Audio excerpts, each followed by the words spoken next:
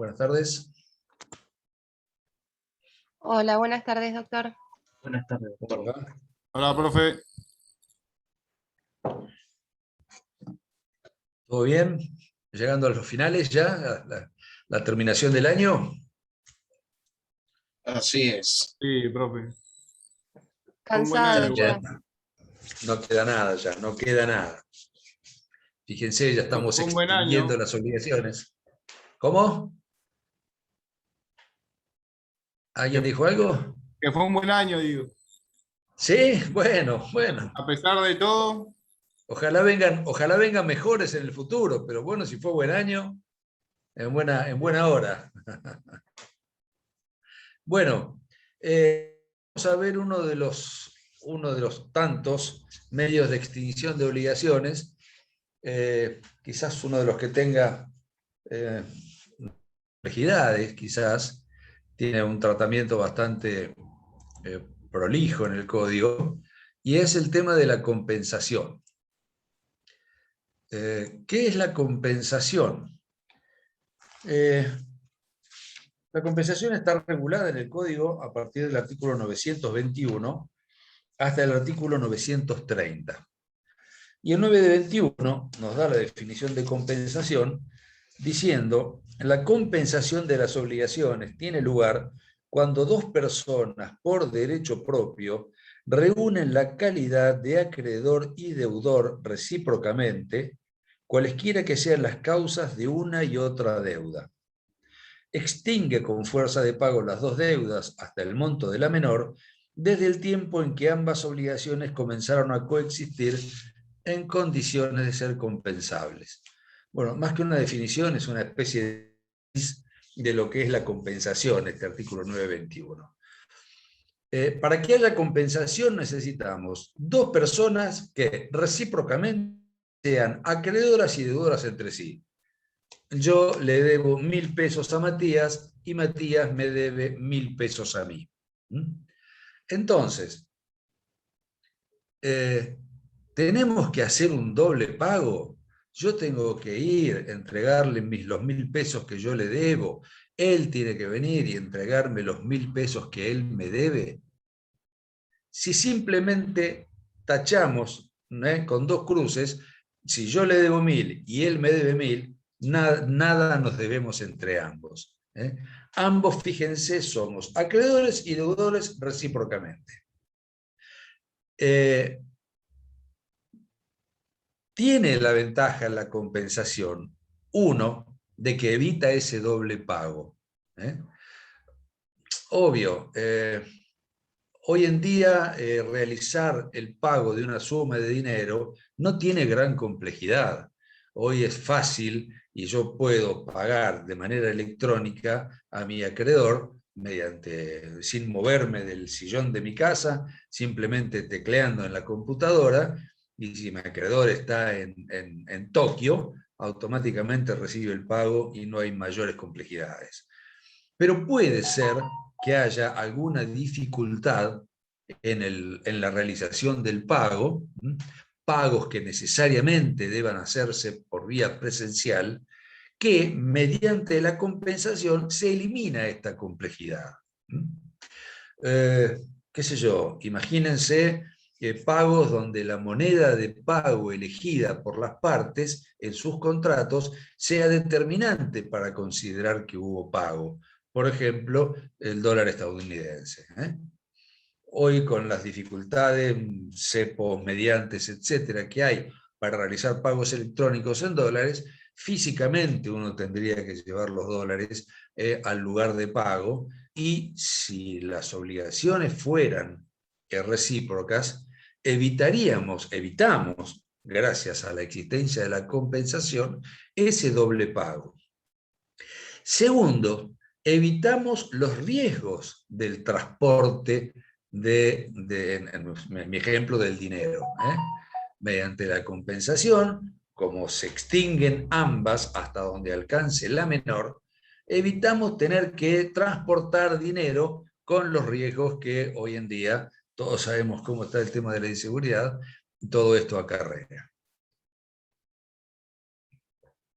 Y en tercer lugar, la compensación evita el riesgo de no cobrar. ¿Por qué? Piensen, yo le debo $1000 a Matías y Matías me debe $2000 a mí. Yo soy repagador. Yo llega el vencimiento, voy y pago.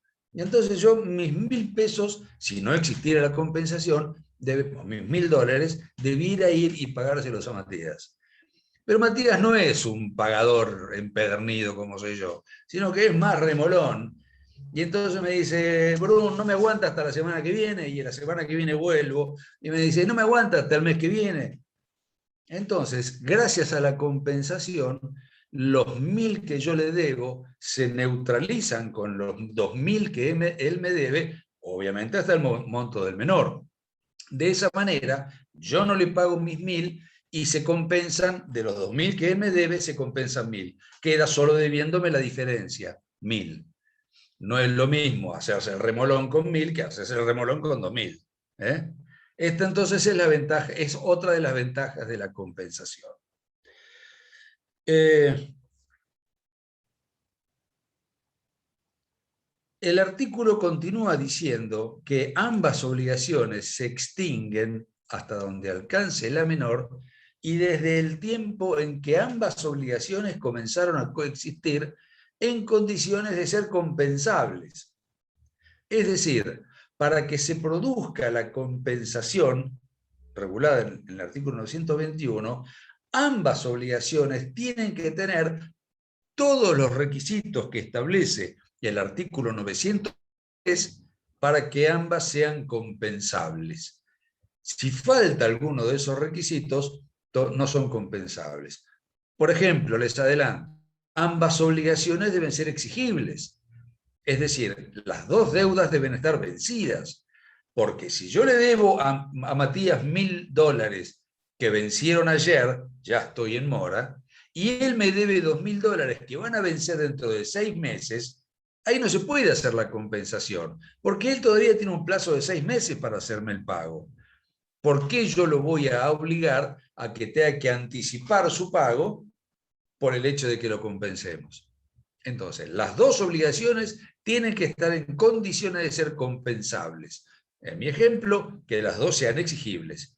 Si una es exigible y otra todavía está sometida a un plazo, entonces todavía no son compensables. Habrá que esperar que la obligación a plazo, el plazo llegue a su vencimiento, y en ese momento entonces sí serán compensables porque ambas son exigibles. ¿Está?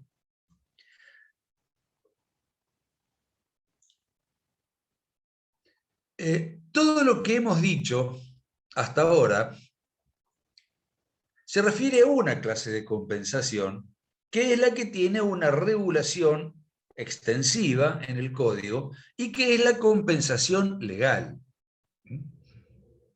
Cuando tenemos la posibilidad de compensar dos obligaciones, siempre que se reúnan todos los requisitos del artículo 923, es porque estamos en presencia de una compensación legal.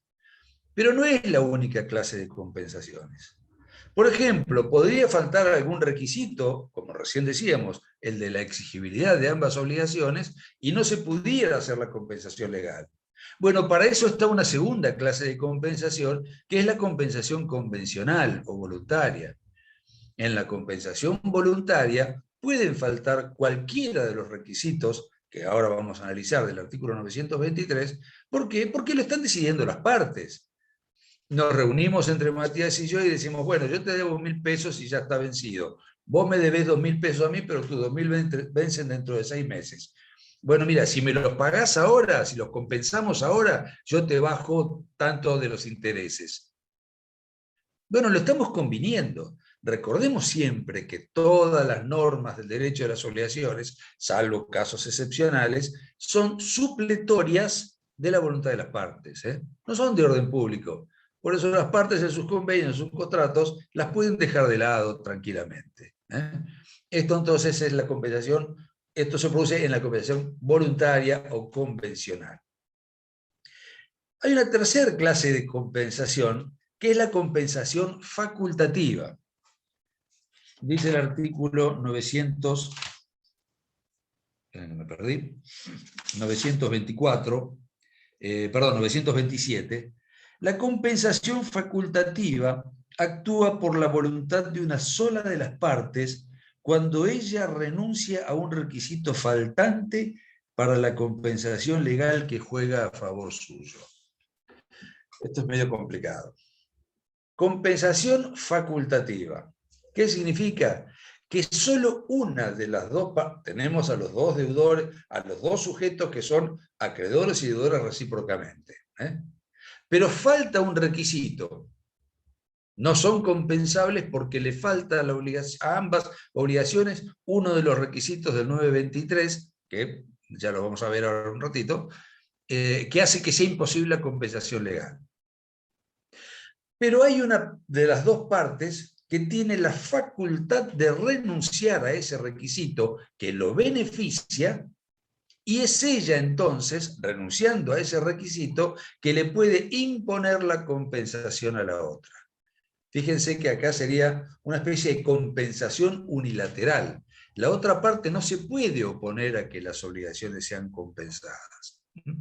Hay un ejemplo que viene desde antaño, que es el más clarito, que es si yo, por ejemplo, soy deudor de un caballo común y acreedor de un caballo de carrera, estos no son compensables. ¿Por qué?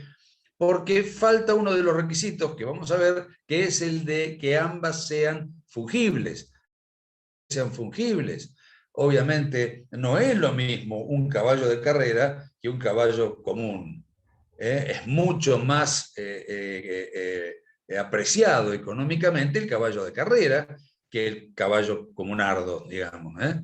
Pero yo, que soy acreedor al caballo de mayor valor y deudor del caballo de menor valor, soy el que puede renunciar a ese requisito de la fungibilidad e imponerle la compensación a la otra parte. Entonces, compensamos ambas obligaciones, yo no te entrego el caballo común y vos no me entregas el caballo de carrera. Estoy renunciando al beneficio de obtener un caballo de mayor valor, por lo tanto es un requisito que me favorece. Entonces, aquel que renuncia a la falta del requisito que lo favorece puede imponer al otro la compensación facultativa. Compensaciones que hay está en el artículo 928 y es la compensación judicial. ¿Qué dice 928? Cualquiera de las partes tiene derecho a requerir a un juez la declaración de la compensación que se ha producido. La pretensión puede ser simultáneamente con las defensas relativas al crédito de la otra parte o subsidiariamente para el caso de que estas defensas no prosperan. Este es el ejemplo, a mí me demandan, me inician un juicio por un cobro de una suma de dinero y yo, que me considero a su vez acreedor del que me está demandando por otra obligación, entonces le digo al juez, señor juez, compense ambas obligaciones.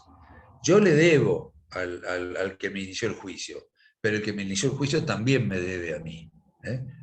Por lo tanto, luego de todo en los juicios está sometido a prueba. Son obligaciones que no están reconocidas. En este caso son litigiosas.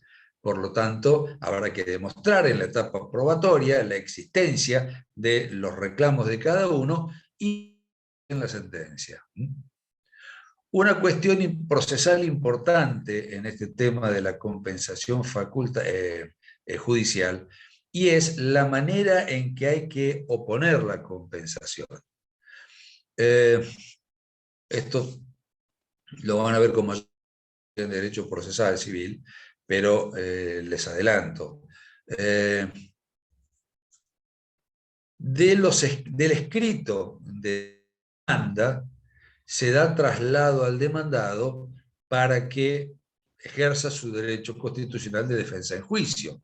Es decir, se le acompañan todas las copias de la documentación respaldatoria del crédito del actor y toda la demanda, ¿no? Para que el demandado esté convenientemente instruido y pueda ejercer su derecho de defensa. pero de la simple contestación, y conteste entonces la demanda. De la contestación de la demanda no se da traslado al actor. De tal manera, si sí en la contestación de la demanda yo le opusiera la compensación de otra obligación al actor, el actor, como no se da traslado de este escrito al actor, el actor vería frustrado, vería violado su derecho de defensa, que es constitucional. Por lo tanto, los códigos de procedimiento exigen que la compensación que el demandado pretenda oponerle al actor sea en una contrademanda, o también llamado procesalmente una reconvención. Porque del escrito de contrademanda o de reconvención sí se da traslado al actor. Y ahora sí, entonces el actor va a estar convenientemente instruido como para poder defenderse de la contrademanda que le está interponiendo el demandado. No sé si quedó más o menos claro esto, ¿eh? Es un tema de ejercicio de defensa en juicio. Sí, profe. Bien. Vayamos a los requisitos para que proceda la compensación legal. Dice el artículo 923. Para que haya compensación legal, ambas partes deben ser deudoras de prestaciones de dar. Hubiera sido más conveniente que hubiera dicho ambas partes deben ser deudoras y acreedoras recíprocamente de obligaciones de dar, tal como correctamente lo dice 921. La compensación de las obligaciones tiene lugar cuando dos personas por derecho propio reúnen la calidad de acreedor y deudor recíprocamente. Entonces, el requisito que le incorpora el 923 es que las dos obligaciones, las dos deudas y los dos créditos, de los cuales ambas partes son acreedor y deudor recíprocamente, sean obligaciones de dar. De tal manera, no procede la compensación legal cuando las obligaciones son de hacer o cuando las obligaciones son de no hacer. Solo cuando son de dar.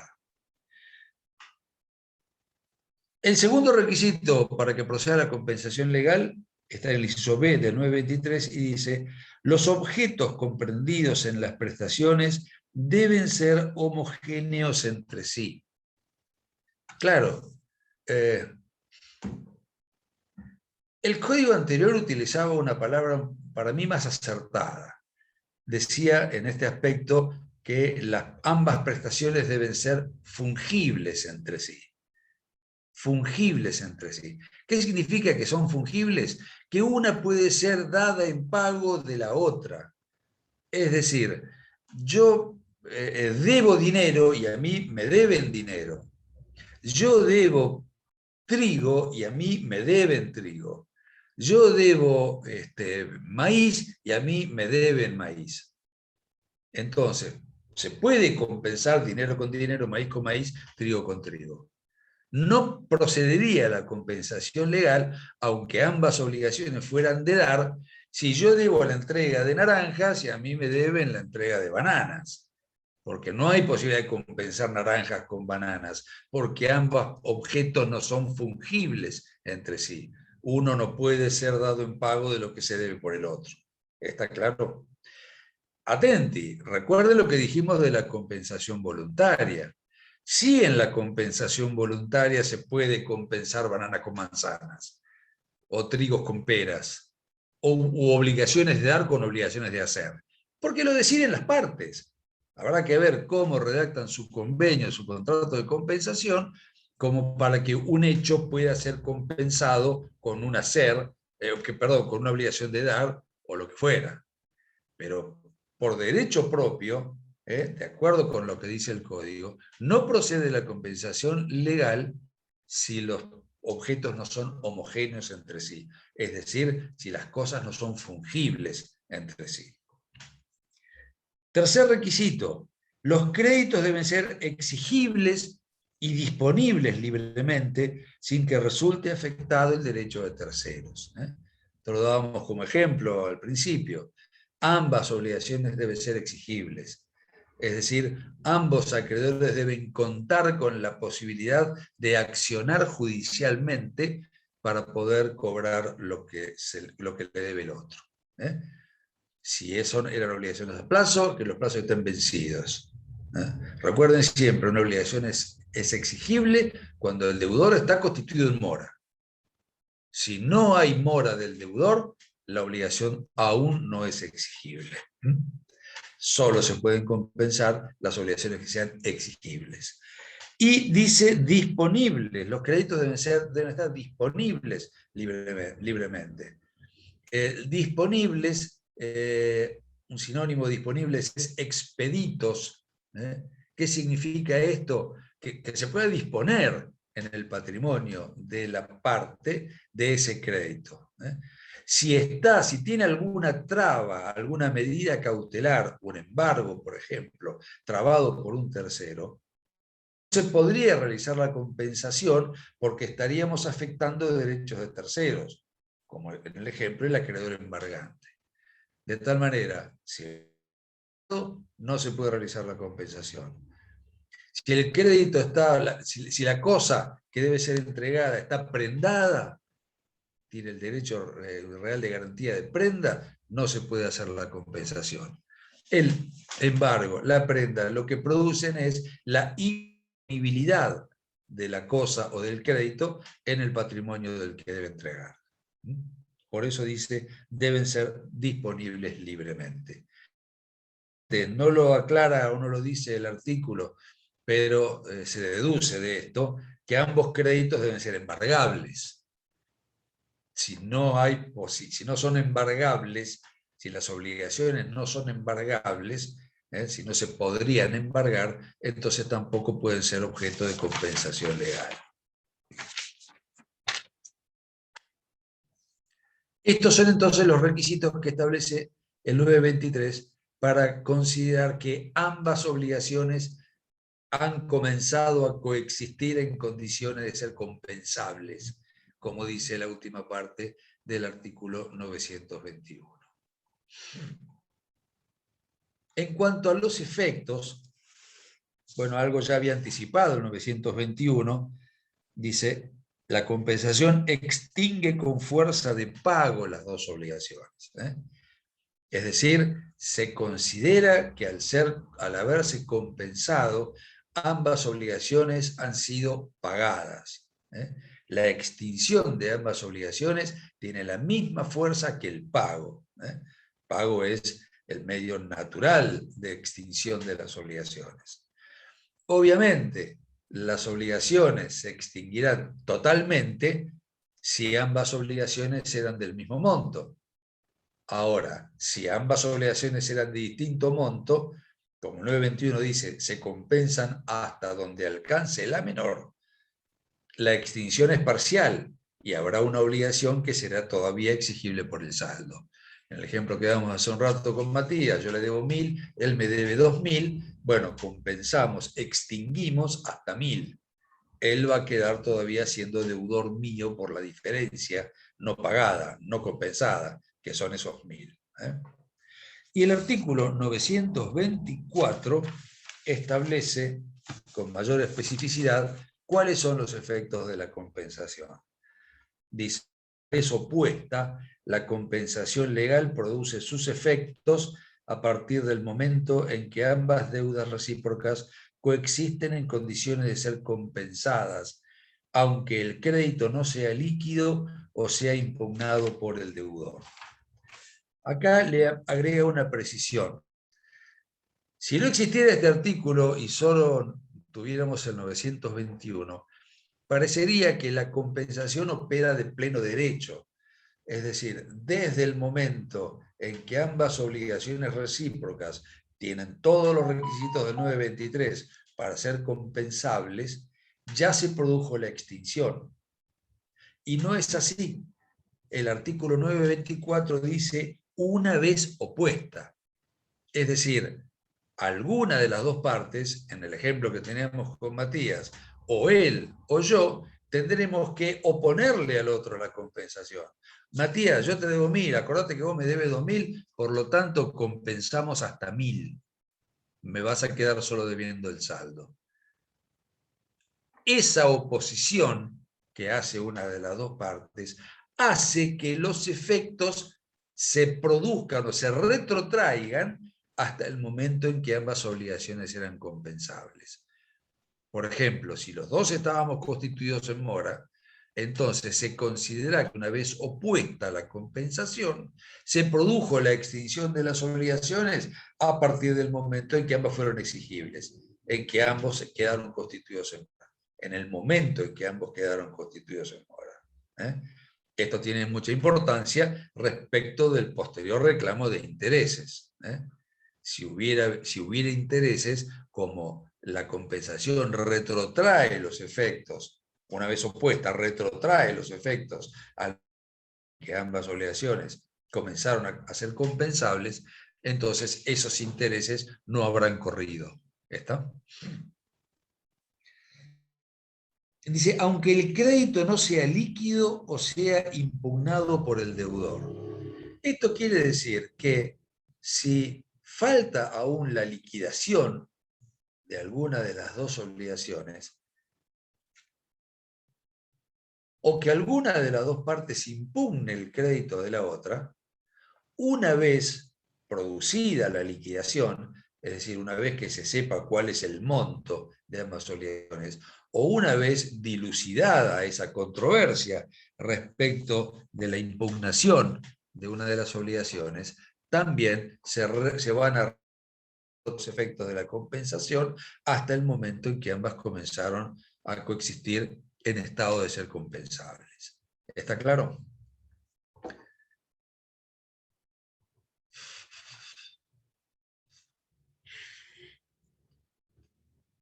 Por lo tanto, las dos, ejemplifiquemos para simplificar el tema, con que las dos obligaciones sean del mismo monto. Las dos se extinguen, está el curso de los intereses que pudieran estar corriendo, se extinguen también los accesorios, las garantías, las cláusulas penales, los derechos reales de garantía que pudieran contener como seguridades de cobro de las obligaciones. Cesa lo principal, cesa lo accesorio. Cesa de correr el curso de la prescripción que podría haber empezado a correr a partir de la mora. El artículo 930 nos dice qué obligaciones no son compensables. De tal manera, esto se deduce claramente, si hay un artículo que no son compensables, significa que el principio y la excepción serán las obligaciones que no son compensables. Es decir, obligaciones en las cuales, a pesar de que deudor y acreedor hay deudas y créditos recíprocos entre sí, igualmente el pago deberá hacerse y no podrán compensarse. Dice 930. No son compensables a las deudas por alimentos. Es claro.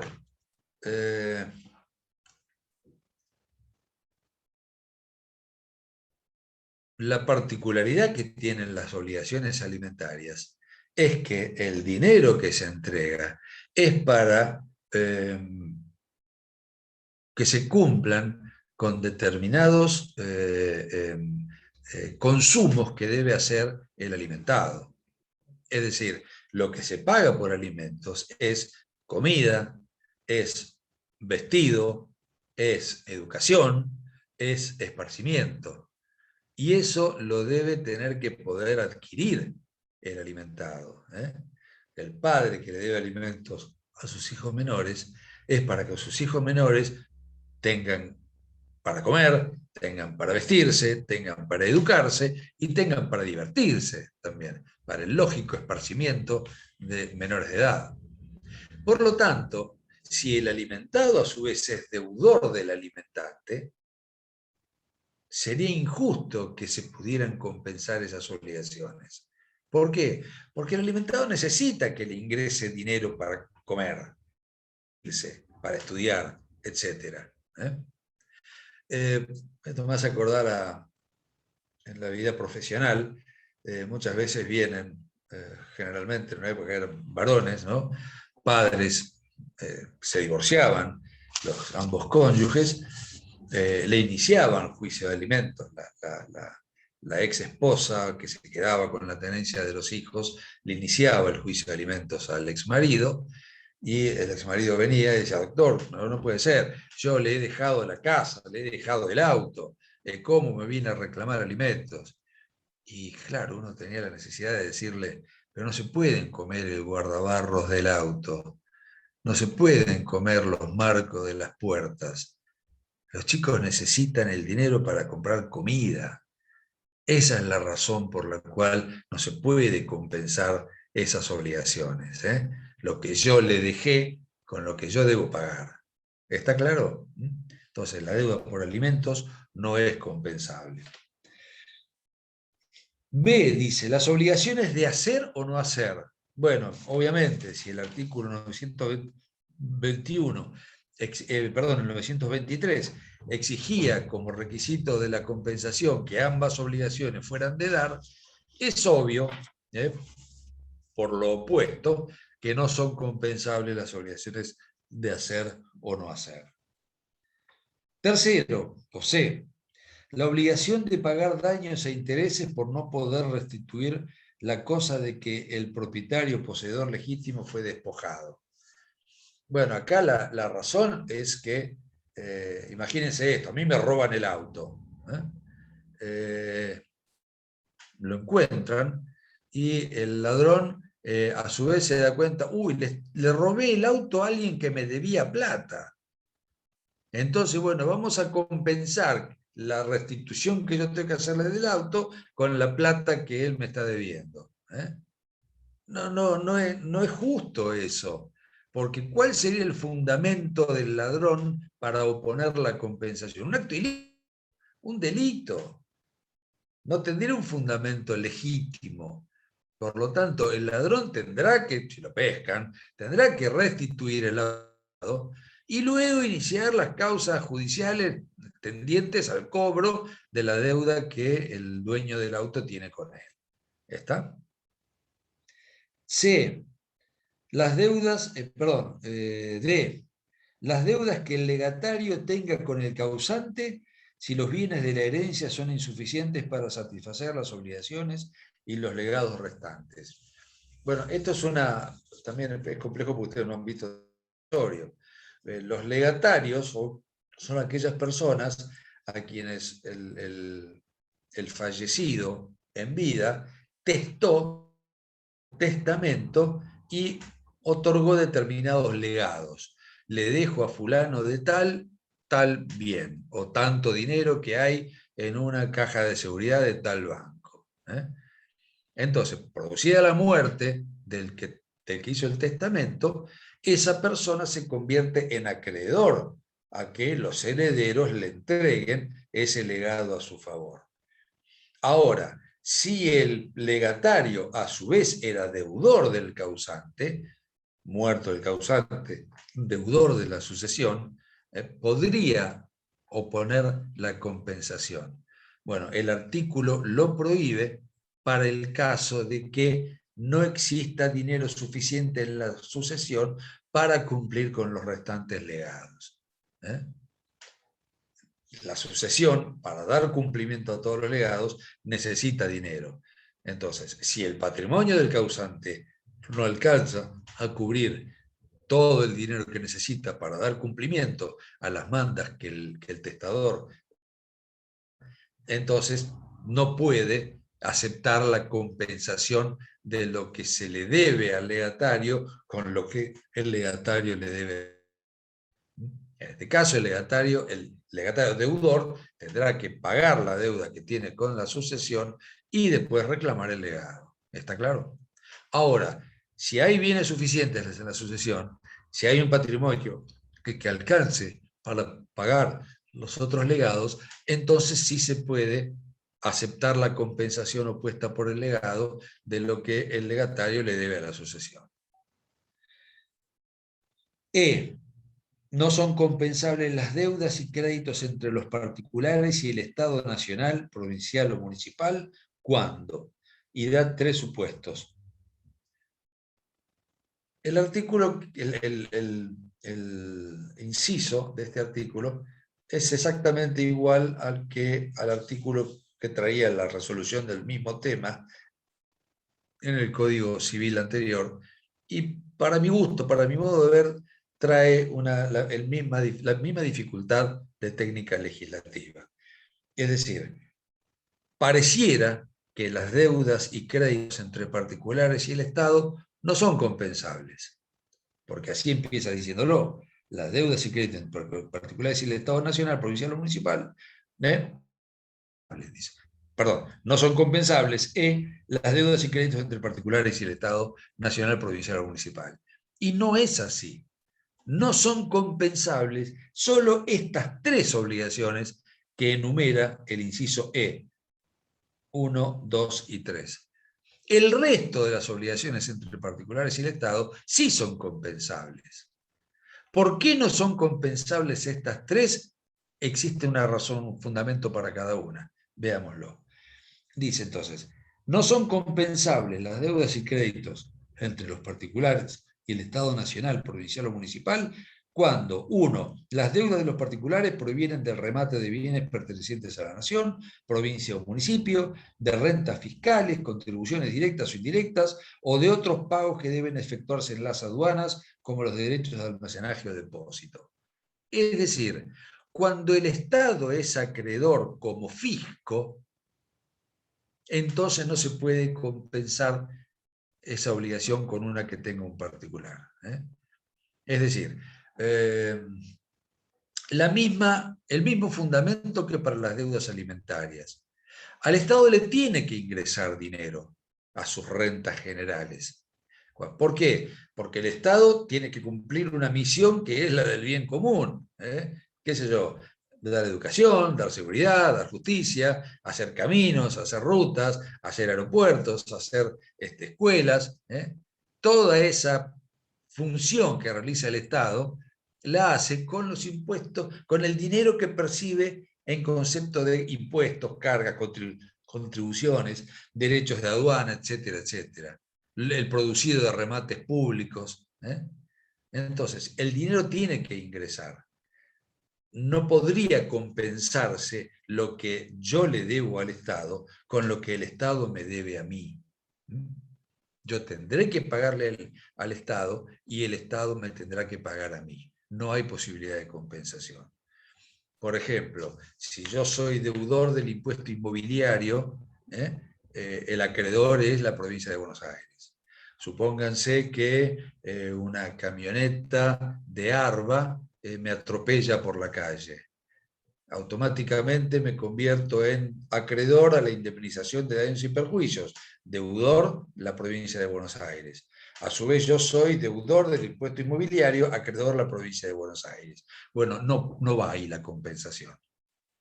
Yo tengo que pagar el impuesto inmobiliario, si no me van a ejecutar, me van a iniciar una ejecución fiscal, y a su vez tendré que iniciar un juicio de daños y perjuicios por el accidente que causó la camioneta del Estado. Pero no se puede compensar, porque el Estado necesita el ingreso de dinero para realizar la actividad que realiza o que debería realizar el Estado. ¿Sí? Segundo, no son compensables las deudas y créditos pertenecientes a distintos ministerios o departamentos. Esto es por una cuestión de orden. Si yo soy deudor del Ministerio de Economía y acreedor del Ministerio de Justicia, como son distintos ministerios que tienen presupuestos distintos, partidas presupuestarias distintas, sería demasiado engorroso que se hicieran compensaciones cruzadas y entonces nunca se sabría exactamente qué es lo que se debe o qué es lo que se tiene que cobrar. Cuando son de las deudas y créditos de distintos organismos del Estado, entonces la compensación tampoco procede. Y el tercer caso dice que no son compensables los créditos de deuda entre el Estado y los particulares respecto de los créditos de los particulares que se hayan comprendidos en la consolidación de acreencias contra el Estado dispuestas por ley. ¿Qué significa esto? Hay muchos casos, muchos momentos históricos de nuestro país, se han dictado leyes de consolidación de deudas. ¿Qué son las leyes de consolidación de deudas? Que es cuando el Estado debe dinero a los particulares, puede dictar una ley que consolide las deudas. ¿Qué significa eso? Que le quita la exigibilidad. Si el Estado no le paga al particular, el particular no puede iniciar un juicio contra el Estado, porque ese crédito, esa obligación, está dentro de una deuda dentro de una ley que dictó la consolidación de esas deudas. Ha ocurrido muchas veces que se han consolidado deudas jubilatorias, deudas previsionales en nuestro país. Por lo tanto, los jubilados o los pensionados o aquellos que tenían créditos contra el sistema previsional no podían interponer los juicios contra el Estado hasta que no vencieran esas leyes que habían declarado la consolidación de esas deudas. Por eso es que no son compensables cuando el Estado es acreedor. ¿Por qué? Porque hay una de las obligaciones que le falta, uno de los requisitos 923, que es la exigibilidad. Lo que hace la ley de consolidación de deudas es quitarle la exigibilidad a la deuda que tiene el Estado. Por lo tanto, al faltar uno de los requisitos para que se produzca la compensación legal, esta entonces no es factible. ¿Está claro? F dice: los créditos y las deudas en el concurso y quiebra, excepto los alcances en que lo prevé la ley especial. Bueno, acá lo dejamos aparte, porque esto cuando lo estudian en derecho de concursos, en concursos y quiebra, lo verán con mayor profundidad. Pero cuando el deudor de una de esas dos obligaciones recíprocas ha caído en quiebra, le han declarado la quiebra o se ha presentado en concurso, el principio general es que se extingue la posibilidad de compensar con lo que la deuda que tiene el concursado con un tercero, con la deuda que tiene el tercero con el concursado. Los concursados no pueden hacer pagos una vez que están concursados. El concurso preventivo, la quiebra, lo que produce es de que el deudor, el concursado, haga pagos a terceros. Todos los pagos que tengan que hacer tienen que ir por intermedio de la sindicatura que representa a todos los acreedores. Esa es la razón por la cual no pueda ser factible la compensación cuando hay concurso o quiebra. Y el último inciso, el G, es cuando la deuda del obligado no es compensable, la deuda del obligado a restituir un depósito irregular. El depósito irregular, el depósito, el contrato de depósito, cuando la cosa que se entrega en depósito es la que debe ser restituida al depositante. Yo me voy de viaje por 3 meses a Europa y llevo mi auto a un garage que me lo guarden durante 3 meses. Esto es un depósito irregular. ¿Qué significa? Que yo a los 3 meses cuando vuelvo me van a devolver el mismo auto que yo dejé. En cambio, el depósito regular es el depósito, cuando yo deposito cosas que entran en el patrimonio del depositario. Y cuando vence el contrato de depósito, lo que me van a restituir son cosas distintas. El caso típico es los depósitos bancarios. Cuando yo hago un plazo fijo a 30 días, llevo mis billetes al banco para que estén durante 30 días y a los 30 días el banco me devuelve no los mismos billetes, me devuelve la misma cantidad. Lo importante es la cantidad de las obligaciones dinerarias. Por lo tanto, cuando yo le entregué los billetes en depósito, esos billetes entraron en el dominio, entraron en propiedad del banco. El banco, cuando me lo restituya, con los intereses pactados o lo que fuera, me va a devolver otros billetes distintos. El depósito irregular, en cambio, es cuando la cosa es la misma que se restituye. Claro, ¿por qué está prohibida la compensación? porque acá lo que había un abuso de confianza si yo exigiera la compensación. Imagínense que yo llevo el auto al garaje del señor Matías Trevisol para que me lo deposite, me lo cuide entre 3 meses.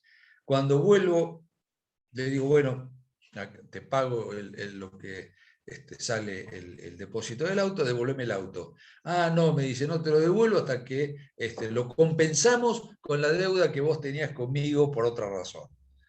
No, acá hay confianza. Él aceptó recibir el auto en depósito y aceptó todas las exigencias de ese contrato, entre las cuales la más importante es la restitución del vehículo una vez vencido el contrato. Por lo tanto, no puede ahora, abusando de la confianza que yo le tuve al llevarle el auto para que me lo cuide durante 3 meses, no puede exigirme la compensación con otra obligación. Esa es la razón por la cual las deudas y créditos recíprocos entre depositante y depositario no sean factibles de compensación.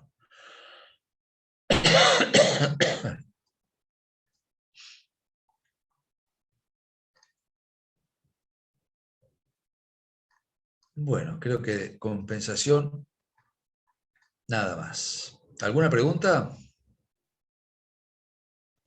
Yo tengo una consulta. Sí, cómo no. En la compensación judicial, ¿se requieren los 3 requisitos del artículo 923? Sí, claro, porque la tiene que decidir el juez. Sí, sí, sí.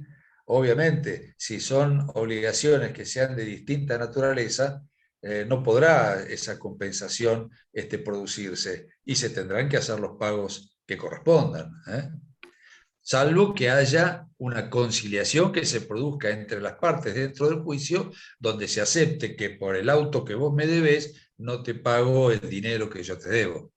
Pero en principio, si el demandado en una contrademanda opone la compensación de una obligación que tenga una naturaleza distinta y el actor a quien se le va a dar traslado de esa reconvención dice, de ninguna manera, yo no acepto, a mí que me pague lo que me debe, y seguimos adelante con el juicio de lo que él dice que yo le debo, ¿eh? Si hay conciliación, puede ocurrir entonces por la compensación voluntaria en que sean de distinta naturaleza. Si no, el juez aceptará la compensación siempre que se den los requisitos 923. ¿Está correcto? Bien, gracias. Bueno, hoy nuevamente me van a tener que disculpar, pero últimamente los martes estoy complicado a las 4 de la tarde, así que no vamos a continuar. Quedaría, para terminar la clase, confusión y renuncia y remisión. Profe, Confusión es un artículo del Código Civil y renuncia y remisión son 5 o 6, no tienen mayor complejidad, lo pueden estudiar tranquilamente solos, ¿eh? Sí, ¿alguien me iba a hacer alguna ¿cómo pregunta? anda? ¿Todo bien? Yo, ¿sabe que había visto que el examen, el parcial era el 9 de diciembre, sí, y el recuperatorio el 18? ¿Puede ser esa fecha que sea? No tengo la menor idea. Yo me Bueno. entero, generalmente me entero por ustedes cuando es el... Porque eso es lo que dijo el centro de estudiantes cuando dieron la fecha de los parciales que iban a hacer. Y puede ser porque las fechas no las ponemos los profesores, las fechas las ponen en la facultad, entre el centro de estudiantes y el decanato, el consejo académico, que hacen toda una grilla para que no se les superpongan a ustedes y que se respeten, creo que tiene que haber 48 horas entre una materia y la otra del mismo año. Así que ellos nos van a informar, se lo van a informar al doctor Lustonó, que es el adjunto a cargo de la materia, y él nos informará a todos los demás profesores. Pero será alrededor de esa fecha, seguramente. Pero Bueno, hoy perfecto. no te No, puedo era más o menos decir con por eso. certeza. ¿Eh? Bueno, profe, buenas tardes.